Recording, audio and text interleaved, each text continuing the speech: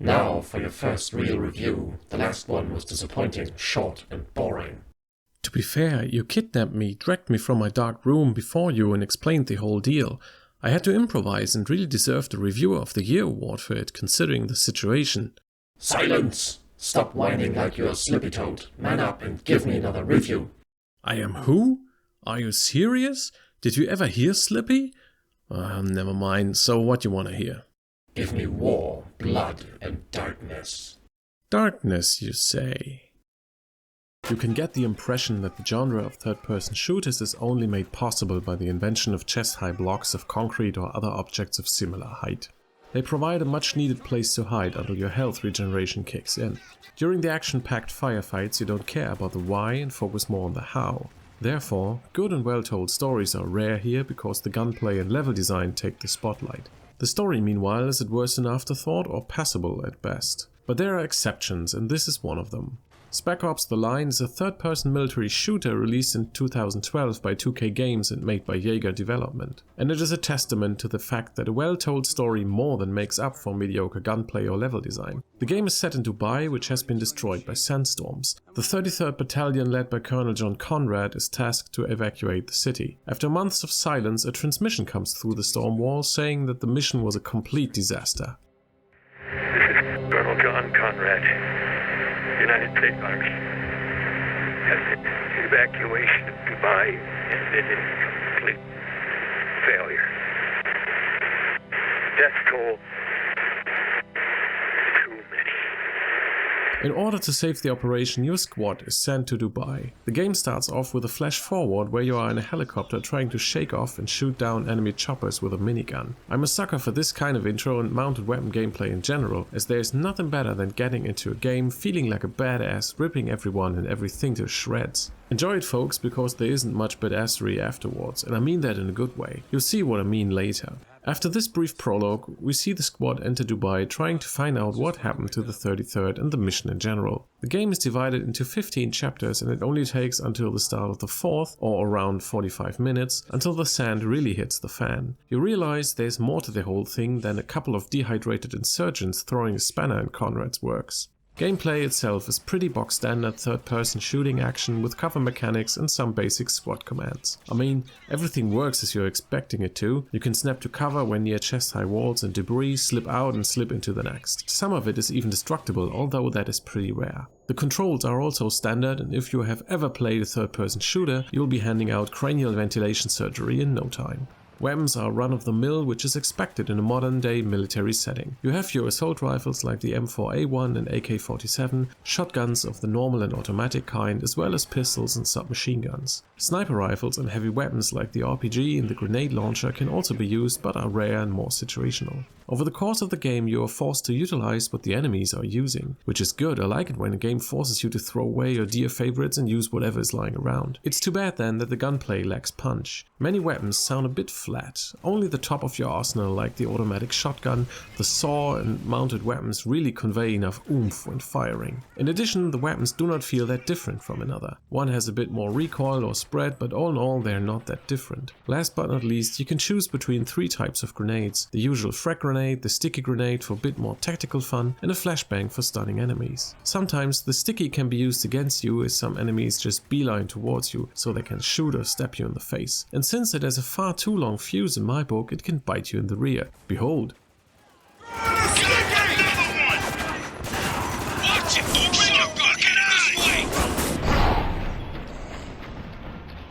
I never use the flashbang because your teammates can use them too, and they are much faster and more accurate throwing them than you are. Which brings me to your squad mates. I know everybody instantly expects them to suck like in nearly all games where you have AI controlled characters following you. Fortunately, this isn't the case here. Lugo and Adams can take care of themselves and even manage to kill some bad guys in the process. As an added bonus, they are rarely in your way and even go somewhere else if you really need this tiny spot of cover they are in. Giving them commands is also extremely easy. Tapping the middle mouse button by default orders a flashbang at your crosshair. Keeping the button pressed will highlight enemies so you can mark them for a sniper rifle kill, and even if one of them gets downed, you can order the other to revive him. No need to do it yourself, which is great. If more games would handle AI companions that way, they wouldn't be so universally hated. My only nitpick is that it sometimes takes ages for a kill command to be executed, mostly because the target can't be shot from where my body is standing. There's no indicator if he has to change position or not. And they are not the quickest when it comes to changing positions, but they are a stubborn bunch. They will not rest until their order is carried out, even if this means standing in a wide open area taking aim while being turned into red mist by an MG nest or several enemies in cover at once. No sense of self-preservation up until they are on death's doorstep. That's commitment, I'll give them that. Enemy AI, on the other hand, is basic in most cases. Enemies only take cover after they have moved to the position they were assigned to, and you can easily kill them while running there. They stick to cover and sometimes try to flank you, but you can easily pick them off. It's only because of their numbers if they are really succeed, because you are busy shooting guys in another direction. So the gunplay is me and the companions are good, but where Spec Ops really shines is its story. You know you are in for a treat when one of the narrative designers is Walt Williams, who also worked on BioShock 2 and The Darkness 2, and also takes inspiration from Joseph Conrad's Heart of Darkness, or better known as the movie Apocalypse Now. The lost leader's name of the 33rd is also Conrad. Coincidence? I think not. The setup is simple. A destroyed city, missing soldiers on important missions, insurgents attacking, and your squad walks in ready to save the day. Just change Afghanistan or some desert hellhole for Dubai and you're all set for just another throwaway shooter story. And up until the aforementioned chapter 4, everything seems that way. But oh no, this is something else entirely. The game takes a dark turn from now on. Something isn't right and you know it. Things get weird. Everything starts to fall apart and makes less and less sense with each completed chapter. First, the good guys from the 33rd start shooting at you and also murder civilians. A mysterious DJ and of course Conrad himself contact you via radio and tell you the story of the evacuation and what happened before you arrived. You'll face decisions, tough decisions. For example, you are presented with two people hanging from a street sign. One has stolen precious water. The other was sent to apprehend him but killed the family in the process. I can choose one of them to survive and shoot the rope. I can shoot one of them, I can shoot at Conrad's men, or I can do nothing. Another one. Conrad's men question and torture an officer for information. You can help him and kill the torturers. You can put him out of his misery. Or you can just watch. The game never forces you to do anything, nor tells you all the options available, or makes all the consequences apparent. It's just you and your judgment. Only one thing is certain. With each new chapter, the downward spiral continues and it shows in various ways. The most obvious is how your soldiers look. As the game goes on, they get dirty, injured and generally torn up. But also the psychological tension among the squad is rising. Just compare this scene from the very start of the game. Captain Walker! What is it, Lugo? Got a situation, sir. Mission critical? No, sir. Then take it up the chain, Sergeant. Roger that. Lieutenant Adams. I hear you, Sergeant. What's your status? Status is chafed, sir. You say chafe, Sergeant? Yes, sir. A local airborne insurgency has infiltrated the U.S. zone designated as my pants. Sir. Shut up, jackass. With this sequence from the middle. This is just fucked. What are you talking about? People died back there. Not just soldiers and civilians, but Gould. Our best chance of getting out of this hellhole. Calm down, Lugo. There's nothing we could have done. Don't tell me to calm down. We got no idea what the fuck we're doing here. Yeah, you're right. Putting your faith in Gould, you are fucking clueless. Man, I'm through with this shit. Fuck you! At least I'm doing my job. You're the one who's fine, just sitting back, waiting for things to unfuck themselves. You think I like watching these people die, huh? You think I won't carry this shit to my fucking grave? Stand down! Both of you! Stand the fuck down! The fuck is wrong with you two? We're in the middle of a fucking war zone, and you're fighting in the dirt like a couple of goddamn kids! You are Delta operators. Fucking act like it! Even the loading screen hints change, which isn't only a nice touch, but also quite meta.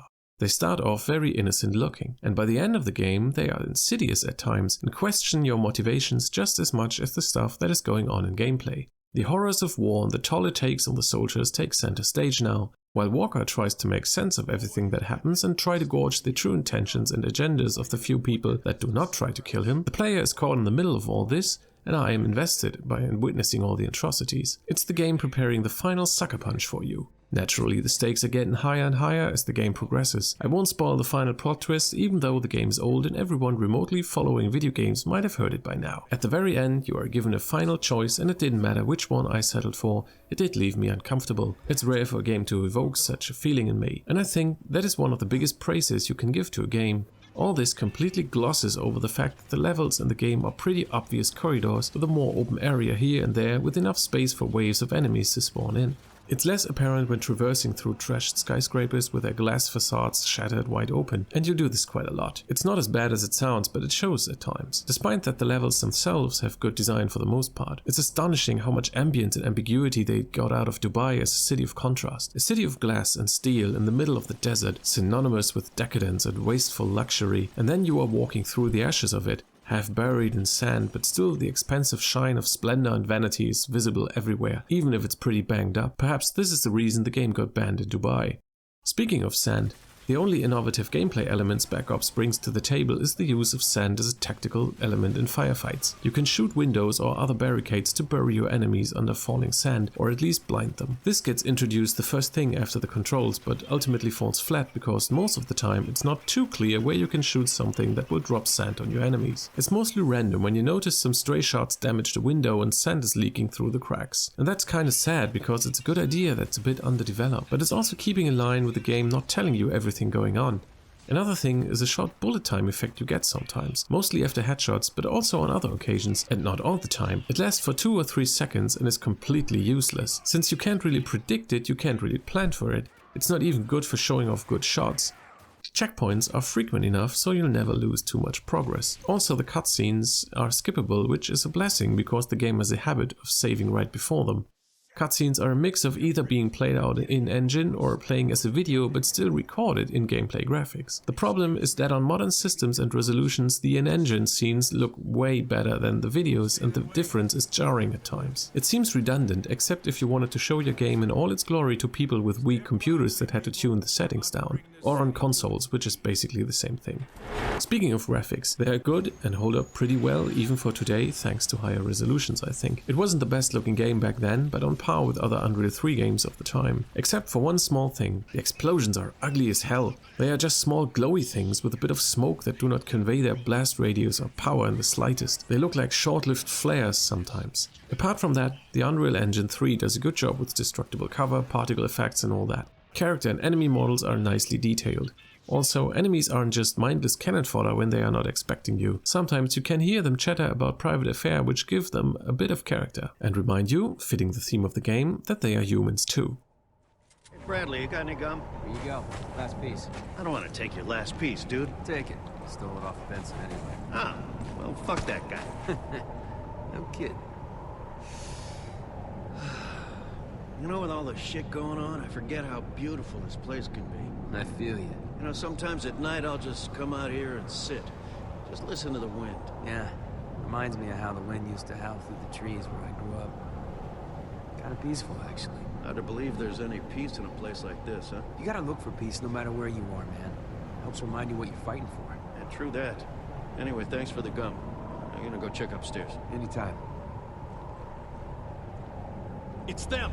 Shotgunner on the field! Tango down! And fortunately, there are no bullet sponges and can all be dispatched with a well-placed headshot. The exception is the heavy soldier in full body riot gear, but that's expected. He soaks up bullets like there's no tomorrow, and even if his face visor breaks after the first headshot, his face takes a dozen more afterwards before keeling over. They are a pain in the ass to fight, thankfully they are used sparingly.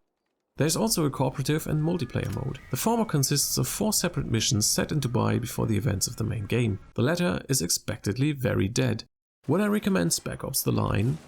Absolutely. While the gunplay isn't the best, it's still a pretty solid and fun game for a third-person shooter. The real star is the story and what it does to you. It's a very different experience from all the other shooters out there as the perspective shifts to Walker's world breaking down. And suddenly, the gameplay does not matter so much anymore because you just want to see what's next. It's good and it runs out of the box on modern systems. Unfortunately, it's not as cheap as you would an 8-year-old game to be, but it's money well spent for a 5 hours long game of desert apocalypse now. A couple more if you're running for all the collectible intel and play the co-op missions. Overall, it's a shame this game only sold less than 250,000 copies, as it is a step above the usual action shooter mold. A sequel is totally out of the question, as stated by Williams himself, as everyone involved would prefer to eat glass instead. But the good thing is, it doesn't need one. It would totally ruin the ending of the game, but another one in the same vein would be great. So if you are on the hunt for a game that lets you commit war crimes and fiddles with perceptions, look no further, fire up the game and ask yourself, do you feel like a hero yet?